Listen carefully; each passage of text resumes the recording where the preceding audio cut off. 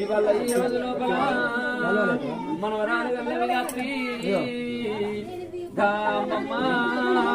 ఆది లక్ష్మి లేదని ఏనాడు అది ఏడిన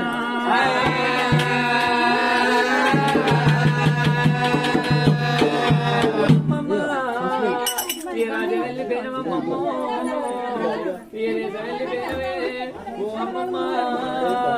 ఇవాళ ఈ రోజు లోపల నువ్వు ఉన్నట్టు ఉంటే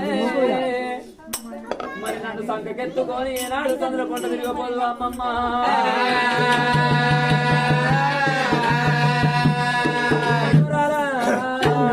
ఎత్తుకునే బాకి నాకు లేదే